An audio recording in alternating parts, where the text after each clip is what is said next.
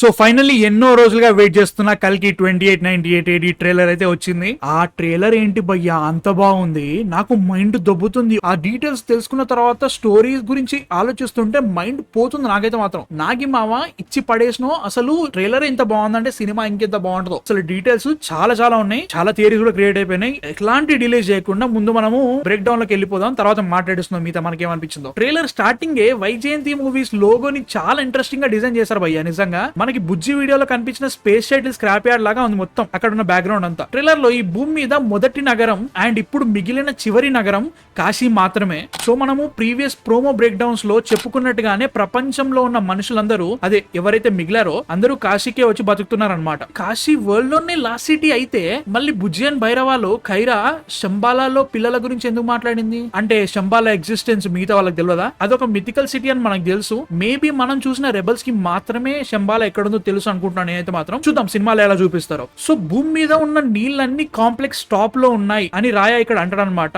And భూమి మీద ఉన్న రీసోర్సెస్ అన్ని ఈ కాంప్లెక్స్ వాళ్ళే పీల్ చేశారని చెప్పేసి రాజేంద్ర ప్రసాద్ గారు డైలాగ్ చెప్తారు. సో ఇక్కడ భూమి ఇలా ఎడారిగా మారడానికి one of the reasons complex వాళ్ళు కూడా కావచ్చు. ఈ షాట్ చూసాక నాకు మాత్రం ఫ్యూజులు ఎగిరిపోయాయి బ్రో. అసలు ఏంటిది, అది రోబోటా జస్ట్ ఎలివేటరా, అసలు ఏంటి నాకు అర్థం కాలేదు. ఒక హ్యూమనాయిడ్ షేప్ అయితే గ్యారంటీగా ఉంది. ఫస్ట్ చూస్తే అది నిజంగానే ఏదో దేవుడిది అనుకున్నా, కాకపోతే కాదు, మన విలన్స్ వాళ్ళది కాంప్లెక్స్ లో ఉన్నట్టు అనిపిస్తుంది. ఆ గాల్లో ఫ్లోట్ అవుతున్న బిల్డింగ్ నుంచి వచ్చే లైట్ మనకి ఆల్రెడీ గ్లిమ్స్ లో అండ్ ఆల్సో ఈ ట్రైలర్ లో కూడా కనబడుతుంది అన్నట్టు. ఈ సీన్ అంతా కాంప్లెక్స్ పైన జరుగుతుంది అనిపిస్తుంది. ఎందుకంటే ఈ పిల్లర్స్ మీద వాటర్ ఫాల్స్ అవుతుంటాయి. మనకి రాయ చెప్పినట్టుగానే ఒక్క కాంప్లెక్స్ పైన తప్ప ఇంకెక్కడ వాటర్ కనబడదు మనకి. ఈ షాట్ లో శాశ్వత చటర్జీ కాంప్లెక్స్ నుంచి కిందికి వచ్చి నార్మల్ పీపుల్ తో మాట్లాడుతూ ఉంటారు. అండ్ ఆల్సో గ్లిమ్స్ లో ఉన్న కొన్ని షార్ట్స్ ని ట్రైలర్ లో మార్చేశారు. సో గ్లిమ్స్ లో చాలా అన్ఫినిష్డ్ షార్ట్స్ ఉండొచ్చు, దాన్ని ఇప్పుడు మనకి అప్గ్రేడ్ చేసి ఇచ్చారనుకుంటా. ట్రైలర్ మొత్తంలో మనకి ఈ ఒక్క సేబర్ టూత్ టైగర్ ని మాత్రమే చూపిస్తారు, మిగతా జంతువులు ఏవి కనబడవు. మేబీ అన్ని ఎక్స్టెంట్ అయిపోయినా నేనైతే అనుకుంటున్నా. హైలైట్ ఏంటో తెలుసా, ఈ సేబర్ టూత్ టైగర్ యాక్చువల్ గా 12,000 సంవత్సరాల ముందే ఎక్స్టెంట్ అయిపోయాయి. సో మూవీలో ఇది ఎలా ఉంది, ఆర్టిఫిషియల్ గా క్రియేట్ చేశారా? ఈ వరల్డ్ మొత్తంలో కాంప్లెక్స్ మాత్రమే సుభిక్షంగా ఉన్నట్టు అనిపిస్తుంది అనమాట. ప్రాస్పరస్ గా వాటర్, ఫుడ్, క్లీన్ ఎయిర్ అన్ని ఉన్నట్టు తెలుస్తుంది. సో దానికి రాజైనా దేవుడైనా ఒక్కడే, వాడే సుప్రీం యాస్కిన్. మరి ఈ సుప్రీం యాస్కిన్ ఎవరు? కమలాసన్ గారా లేకపోతే ఈ శాశ్వత చటర్జీ అయినా? కమలాసన్ గారు యాస్కిన్ అయితే మరి కలి ఎవరు? శాశ్వత చటర్జీ స్టాచ్యూ మనకి బుజ్జి అండ్ భైరవాలో ఆల్రెడీ చూపించారు. సో ఎలాంటి కోరిలేషన్ ఇక్కడ, జస్ట్ కమాండర్ గానే ఉన్నాడా లేదా మనకి తెలియదు, సినిమా చూసిన తర్వాత తెలుస్తుంది మనకి. ఈ షాట్ లో రాయ ఎవరి నుంచో తప్పించుకొని ఈ అండర్ గ్రౌండ్ టెంపుల్ లోకి వస్తాడు. ఆల్రెడీ మనకి రాజేంద్ర ప్రసాద్ గారితో కాశీలోకి ఎంటర్ అయినట్టు ఆల్రెడీ మనకి చూపిస్తారు రాయాని. ఇదే టెంపుల్ లో అశ్వత్థామ ఉంటాడు. అదే టెంపుల్ లో రైడర్స్ రాయాని వెతుక్కుంటూ వస్తారని నాకైతే అనిపిస్తుంది. అండ్ అశ్వత్థామతో ఫైట్ అవుతుంది. సో మనకి అశ్వత్థామ ప్రోమోలో జరిగిన ఫైట్ కి స్టార్ట్ ఇదే అనుకుంటున్నాను అయితే మాత్రం. అశ్వత్థామ పవర్ ని చూసిన రాయ, నువ్వు బయటికి వస్తే ఎంత మందిని కాంప్లెక్స్ నుంచి కాపాడొచ్చో తెలుసా అని అడిగితే దానికి అశ్వత్థామ నేను ఒక్కరినే కాపాడాలి అంటాడు. అదే కల్కి అనుకుంటున్నా, ఎందుకంటే ప్రోమోలో ద్వాపర యుగం నుంచి దశావతారం గురించి వెయిట్ చేస్తున్నా అని అశ్వత్థామ అంటాడు అనమాట. సో దీని కంటిన్యూషన్ మనకి ట్రైలర్ లో క్లియర్ గా చూపించారు. ఆబ్వియస్లీ ఈ షాట్ లో ఒక పవర్ 6,000 years ముందు కనిపించింది అని అంటారు. అండ్ అది మళ్ళీ తిరిగి వస్తే అని అంటారు. ఆ పవర్ ఏంటి? నాకైతే ఆ పవర్ విష్ణుమూర్తి శ్రీకృష్ణుడి అవతారం చాలించడం అండ్ 6,000 years తర్వాత మళ్ళీ కల్కిగా గర్భంలో జన్మించడం. ఇక్కడ చెట్టుకి ఒక కొత్త చిగురిని చూపిస్తారు. కానీ మనం గమనిస్తే అసలు కాశీలో ఎక్కడ కూడా ఒక్క చెట్టు కూడా కనబడదు మనకి. నాకు తెలిసి ఈ చెట్టు శంబాలాలో ఉంటుందని నేనైతే అనుకుంటున్నా. మేబీ కాంప్లెక్స్ లో కూడా ఉండొచ్చు, కాకపోతే నాకు ఎందుకో శంబాలా అనిపిస్తుంది. ఎందుకంటే శంబాలా కలియుగంలో వెజిటేషన్, వాటర్ అండ్ ప్రాస్పెరిటీ ఉన్న లాస్ట్ సిటీ. అండ్ కల్కి శంబాలాలోనే పుడతాడు అన్నట్టు. ఈ షాట్ లో అశ్వత్థామ చేతి పైన దీపికా పడుకొని కాలు పెడుతున్నట్టు చూపిస్తారు. కట్టు ఎవరో తెలుగులో అమ్మ అని రాస్తూ ఉంటారు అనమాట. సో దాన్ని బట్టి దీపికా పడుకొని కల్కి అమ్మ అవుతుందని చెప్పేసి సింబాలిక్ గా చూపించినట్టు అనిపించింది. కాకపోతే అక్కడ మీరు గమనిస్తే ఆ క్లాత్ మీద మిగతా వాళ్ళ పేర్లు కూడా ఉంటాయి. మేబీ ఎక్కడో జరిగిన అటాక్ లో వాళ్ళందరూ చనిపోతే చనిపోయిన వాళ్ళ పేర్లంతా క్లాత్ మీద రాస్తున్నట్టు నాకైతే అనిపిస్తుంది. అండ్ ఆ రాసే పిల్లాడు నాకు ఎందుకో రాయ అనిపిస్తుంది భయ్య. వాళ్ళ అమ్మ చనిపోయిన తర్వాత రాజేంద్ర ప్రసాద్ గారితో కలిసి కాశీకి వచ్చినట్టు అయితే నాకైతే అనిపిస్తుంది. ఈ షాట్ లో ఉన్న వెహికల్ మనకు ఆల్రెడీ బుజ్జి వీడియోలో రైడర్ చేస్తున్నట్టు చూపిస్తారు. అండ్ ఆ వెహికల్ లో దీపిక ఉంటది. సో దీపిక కడుపులో పుట్టే బిడ్డ కల్కియా? ఎందుకంటే అశ్వత్థామ తను కనబోయే ప్రాణం మామూలు ప్రాణం కాదు, ఒక సృష్టిని అంటున్నాం అని చెప్తాడు. సో కల్కి ఆబ్వియస్లీ నాకైతే అదే అనిపిస్తుంది. సో అశ్వత్థామ దీపికని కాపాడతా అని చెప్పేసి మాటిచ్చాడు. ఇక్కడ ఈ డీటెయిల్ ఎంత ఇంపార్టెంట్ అంటే కురుక్షేత్ర యుద్ధం అయిపోయాక కోపంలో అశ్వత్థామ పాండవుల వంశం ఇంకా ఉండకూడదని బ్రహ్మాస్త్రాన్ని అభిమన్యుడి భార్య ఉత్తర కడుపులో ఇంకా పుట్టని బిడ్డ అయిన పరీక్షిత్తు మీద ప్రయోగిస్తాడు. దాన్ని ఆపి కృష్ణుడు అశ్వత్థామకి శాపం ఇస్తాడు. కట్టు ఇప్పుడు 6,000 years తర్వాత అదే అశ్వత్థామ ఇంకా పుట్టని ఒక బిడ్డని మిగతా వారి నుంచి కాపాడుతా ఉంటాడు అనమాట. ఏ లెవెల్ థిమాటిక్స్ రాసుకున్నాడు చెప్తున్నాడు అసలు నాగి మామ, నాకైతే మాత్రం మైండ్ పోయింది. నీకు సెల్యూట్ అంతే. ఈ షాట్ లో మనకి కురుక్షేత్ర యుద్ధంలో అశ్వత్థామని చూపిస్తారు. అప్పటికి కౌరవులు ఆల్రెడీ ఓడిపోయారు. ఇది కొంచెం ఎక్స్టెండెడ్ ఉంటుందని నాకైతే అనిపిస్తుంది. చూద్దాం ఎలా ఉంటుందో. ట్రైలర్ మొత్తం మనకి అశ్వత్థామకున్న సూపర్ స్ట్రెంత్ ని చూపిస్తారు. ఒకేసారి 6 అమాంతం లేపేశాడు భయ్యా. నాకైతే ఆ స్ట్రెంత్ అంతా నుదిటి మీద ఉన్న చింతమనితో పాటు ఎన్నో ఏళ్లుగా ఆయనకున్న యుద్ధ కళ అనిపిస్తుంది నాకైతే. మీరు గమనిస్తే అశ్వత్థామ జనరల్ మనుషుల కంటే ఒక 2 ఫీట్ల సైజ్ ఎక్కువనట్టు అనిపిస్తుంది. ఈవెన్ ప్రభాస్ దగ్గర కూడా సైజు కొంచెం ఆయన ఎన్హాన్స్ చేసినట్టు అనిపిస్తుంది అనమాట. ఎందుకంటే ఆయన ద్వాపర యుగంలో ఉన్నప్పుడు ఆ యుగంలో ఉన్న మనుషులు కొంచెం హైట్ ఎక్కువ ఉండేది అని ఉండే అనమాట. ఆల్రెడీ మన స్క్రిప్చర్స్ లో ద్వాపర యుగం కి సంబంధించిన ఒక మనిషి కాబట్టి హైట్ అలా పెట్టారని నాకైతే అనిపిస్తుంది. ఈ షాట్ లో ఉన్న గ్రీనరీ, వాటర్ అండ్ సీనరీ అంతా నాకైతే దిశా పాట్ని అండ్ భైరవ వాళ్ళిద్దరి మధ్యలో జరిగే డ్యూయట్ సాంగ్ లో విజువల్స్ అనిపిస్తున్నాయి. బట్ ఈ విజువల్స్ ని భైరవకి కాంప్లెక్స్ గురించి వచ్చిన కళలా ట్రైలర్ లో సూపర్ సెట్ చేశారు. ఏదైతే ఇక్కడ ఈ పర్సన్ ని మనం చాలా సార్లు చూసాం గ్లిమ్స్ అండ్ ట్రైలర్ లో. శాశ్వత చటర్జీ దగ్గర ఉంటాడు. నాకెందుకు ఇతనే బుజ్జి అండ్ భైరవ ఫస్ట్ ఎపిసోడ్ లో ఆ రైడర్ చెప్పిన కమాండర్ మానస్ అనిపిస్తుంది. మేబీ కమాండర్ మానస్ శాశ్వత చటర్జీ కూడా కావచ్చు. మీ థాట్స్ అయినా కింద కామెంట్స్ లో చెప్పండి. సో ఇదే పర్సన్ మనకి బుజ్జి వీడియో ప్రోమోలో బుజ్జి చెప్పే 1 మిలియన్ యూనిట్స్ గురించి అడుగుతా ఉంటారు అనమాట. సో నాకు తెలిసి ఇతనే భైరవకి 1 మిలియన్ యూనిట్స్ ఉంటే కాంప్లెక్స్ లోపలికి వెళ్ళొచ్చు అని చెప్తాడేమో నాకైతే అనిపిస్తుంది. సో ఇక్కడ హర్షిత్ ఒక లేత బౌంటీ హంటర్ అనుకుంటున్నా. భైరవ్ అని హీరో అంటాడు. కానీ మనకి బుజ్జి అండ్ భైరవ ఒక హీరోలా లేడే.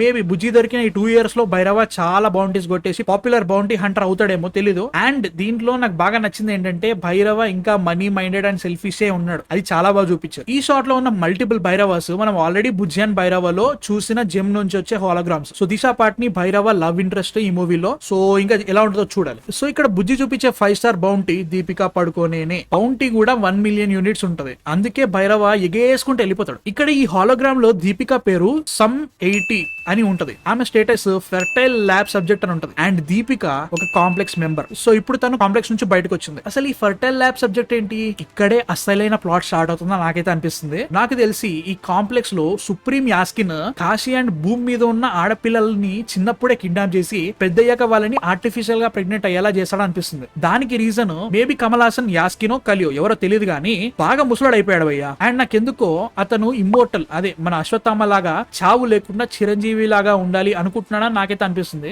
సో ఇలా తనకు మ్యాచ్ అయ్యే బెస్ట్ బేబీ బాడీలోకి తన కాన్షియస్నెస్ ని ట్రాన్స్ఫర్ చేద్దాం అని చూస్తున్నాడని నాకైతే అనిపిస్తుంది. ఈ ఫెర్టైల్ ప్రాజెక్ట్ లో ఉన్న దీపిక ఆ పర్ఫెక్ట్ బేబీతో ప్రెగ్నెంట్ అవడం వల్ల తన బేబీని కాపాడుకోవడం కోసం కాంప్లెక్స్ నుంచి పారిపోయిందని నాకైతే అనిపిస్తుంది. సో తను కాంప్లెక్స్ నుంచి బయటికి రాగానే ఆ పవర్ సిగ్నల్ ని గమనించి అశ్వత్థామ కల్కి గర్భంలో ఉన్నాడని తెలుసుకున్నాడని నాకైతే అనిపిస్తుంది. హైలైట్ ఏంటంటే ఈ మూవీలో దీపిక పేరు సమ్ 80. దాన్ని ఇంకో రకంగా పలికితే సమ్ 80 సుమతి సుమతి సుమతి సుమతి. కల్కి పురాణంలో కల్కి అమ్మ పేరు సుమతినే, నాన్న పేరు విశ్వయశుడు. మరి ఇక్కడ ఫాదర్ ఏడి? ఈ థియరీ నాకు ఎందుకంత స్ట్రాంగ్ అనిపిస్తుంది అంటే జస్ట్ ఒక్కసారి ఇమాజిన్ చేసుకోండి. కమల్ హాసన్ గారు నిజంగానే కలి క్యారెక్టర్ అయితే తన కాన్షియస్ ని తనని చంపడానికే పుట్టే కల్కి బాడీ లోపలికి ట్రాన్స్ఫర్ చేస్తే ఇంకా కలిని చంపేదెవరు, ఆపేదెవరు? ఇక్కడ జరిగే భైరవ వర్సెస్ అశ్వత్థామ సీన్ ఎందుకో నాకు ఇంటర్వెల్ అనిపిస్తుంది భయ్య. And Bhairava Ashwatthama super strength ని తట్టుకొని ఎలా ఫైట్ చేస్తున్నాడు. అండ్ ట్రైలర్ మొత్తం భైరవని చాలా స్ట్రెంత్ ఉన్న వాడిగానే చూపిస్తారు. అంత స్ట్రెంత్ ఎలా వచ్చింది? నాకెందుకో ఇక్కడ నీట్ గా మిస్డైరెక్షన్ చేస్తున్నారు అనిపిస్తుంది. మేబీ భైరవనే కల్కియా. ఇక్కడ హాలోగ్రామ్ లో శాశ్వత చటర్జీ భైరవకి దీపిక మీద బౌంటీ కన్ఫర్మ్ చేస్తాడు. ఇక్కడ ప్రభాస్ మాస్ డైలాగ్ అయితే కేక్ ఉంది. ఇక్కడ మనకి భైరవ పోజ్ ఇన్ఫినిటీ వార్ లో థార్ స్టార్ ని ఓపెన్ చేసే పోజ్ కి సిమిలర్ గా ఉంది. మేబీ అదే ఇన్స్పిరేషన్ తీసుకొని మళ్ళీ తీసారనుకుంటా. So final battle rebels Ashwatthama and maybe Bhairava కలిసి కాంప్లెక్స్ మీద శంబాలలో ఉంటుందని నాకైతే అనిపిస్తుంది. ఇక్కడ చూసారా అశ్వత్థామ బుజ్జి కార్ ని ఒక్క తంతో ఆపేశాడు భయ్య. అండ్ ఈ వెహికల్ ఏదో ఒక చిన్న పాకెట్ లో ఉన్న చిన్న ఆబ్జెక్ట్ నుంచి పెద్దగా ఈ అసెంబుల్ అవ్వడం చూపిస్తారు. ఇది రెబల్ టెక్ కాంప్లెక్స్ వాళ్ళదా? సినిమా చూసిన తర్వాత తెలుస్తుంది మనకి. శోభన గారు కూడా ఉన్నారు భయ్య సినిమాలో. ఇంకా చాలా సర్ప్రైజెస్ ఉన్నాయి, తట్టుకోలేం మనం అయితే మాత్రం. ఇంకా ఈ షాట్ చూసిన తర్వాత ఎట్ లాస్ట్ రెబల్స్ వాళ్ళ వెపన్స్ మీద వచ్చిన కంప్లైంట్స్ ని వీళ్ళు సీజీ తో క్లియర్ చేశారు అనిపించింది నాకైతే మాత్రం. సో ఇక్కడ ఉన్న జెమ్ ఏంటి? భైరవ జెమ్ కి ఆపోజిట్ లేకపోతే చిట్టి రోబోల అశ్వత్థామ చింతామణికి నెగిటివ్ వర్షన్? ఇక్కడ కాంప్లెక్స్ సోల్జర్స్ అండ్ రైడర్స్ ఒక మౌంటైన్ మీద ఫైర్ చేస్తున్నట్టు కనబడుతుంది. ఇదే శంబాలాకి ఎంట్రన్స్ అనుకుంటున్నాను నేనైతే. ఎందుకంటే వీళ్ళు ఫైర్ చేసినప్పుడు అక్కడ మనకి హాలోగ్రాఫిక్ షీల్డ్ కనబడుతుంది అక్కడ. నాకెందుకో ఈ ఫైట్ లో రెబల్స్ ఓడిపోయి కాంప్లెక్స్ గెలుస్తుంది అనిపిస్తుంది బ్రో. సో ఇక్కడ నుంచి నెక్స్ట్ పార్ట్ కి జర్నీ ఉంటుందని నాకైతే అనిపిస్తుంది. సో ఫైనల్లీ కమల్ హాసన్ గారి క్యారెక్టర్ ని మనకు చూపించేశారు భయ్య. అమ్మ బాబాయ్ అరాచకం. కొంచెం Star Wars Emperor Palpatine reference కనబడుతుంది. బట్ మీరు గమనిస్తే కమల్ హాసన్ గారి షార్ట్స్ అన్ని కూడా అల్ట్రా క్లోజ్అప్ షార్ట్స్ ఉన్నాయి. అండ్ ఆయన నుదుటి మీద ఒక రెడ్ గ్లోయింగ్ లైన్ ఉంది. బాడీ ఎన్హాన్స్మెంట్ చనిపోతున్నాడా? అండ్ ఇక్కడ కమల్ హాసన్ గారు భయపడకు మరో ప్రపంచం వస్తుంది అంటారు. హిందీ డబ్బింగ్ లో ఇక్కడ డైలాగ్స్ కొత్త యుగం వస్తుంది అంటారు అనమాట. అంటే ఇది కలియుగం సత్యయుగం ఆరంభమనా లేక కలియుగం ఎండ్ అయ్యి సత్యయుగం వస్తుందనా? అండ్ ఇక్కడ మరో ప్రపంచం అనగానే నాకైతే మాత్రం ఇదే గుర్తుకొచ్చింది భయ్యా. మరో ప్రపంచం పిలిచింది.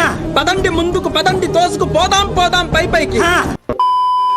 ఇక్కడ మీరు గమనిస్తే ఈ గ్లాసెస్ పెట్టుకున్నాడు ఎందుకో నాకు ఈ తాత అనిపిస్తుంది భయ్యో. మీకేమనిపిస్తుంది చెప్పండి కింద కామెంట్స్ లో. అండ్ ఇక్కడ భైరవకి ఆల్రెడీ ఎస్టాబ్లిష్ చేసిన షూస్ తో ఎగరడం చూపిస్తారు. ఇక్కడ కొంచెం సీజీ జాంకీ అనిపించింది నాకైతే మాత్రం. మీకేమనిపించింది? ఈ వీడియో రికార్డింగ్ అప్పటికి 1 AM అవుతుంది భయ్యా. నేను మేబీ కొన్ని డీటెయిల్స్ అయితే మర్చిపోయి ఉండొచ్చు. మేబీ దీపిక పడుకొని శంబాలకు వచ్చినప్పుడు వాన పడుతున్నట్టు చూపిస్తారు. దాని గురించి నేను తర్వాత చెప్తా. జస్ట్ ఒక్క ట్రైలర్ లోని ఇన్ని డీటెయిల్స్ కనబడితే సినిమాలో ఎన్ని ఉన్నాయి అసలు. ఆ ట్రైలర్ చూసిన తర్వాత ఇప్పటి వరకు ఉన్న థింకింగ్ ఇప్పటికి చాలా డిఫరెంట్ అయిపోయింది. నేను లాస్ట్ వీడియోలో చెప్పినట్టుగా ప్రమోషనల్ మెటీరియల్స్ ఎంత బాగున్నా గానీ జనరల్ పబ్లిక్ కి అంత బాగా రీచ్ కాలేదు నా ఫీలింగ్ అన్నట్టు. ఈ ట్రైలర్ దాన్ని తారుమారు చేసే ఛాన్స్ అయితే చాలా గట్టిగా ఉంది. బట్ సినిమా రిలీజ్ కావడానికి 17 days మాత్రమే ఉంది. సో ఇక్కడ నుంచి వీళ్ళు ప్రతి రోజు కల్కి గురించి దండోరా చేస్తూనే ఉండాలి, సినిమా వస్తుందని చెప్తూనే ఉండాలి, ఇంట్రెస్టింగ్ ప్రోమోస్ రిలీజ్ చేస్తూనే ఉండాలి. నాకైతే మాత్రం ఈ మూవీ ఎట్టి పరిస్థితుల్లోనూ 1000 కోట్లు దాటాలి అనిపించేసింది భయ్యా. ఎందుకంటే ఈ మూవీ బడ్జెట్ అరౌండ్ 600 crores అంట, అంటే అరౌండ్ $72 million దాకా. దీనికి మార్వెల్ నుంచి వచ్చిన షీ హల్క్ అటర్నీ అట్ లా అనే ఒక కళాఖండంతో కంపేర్ చేస్తే దాని బడ్జెట్ $225 million.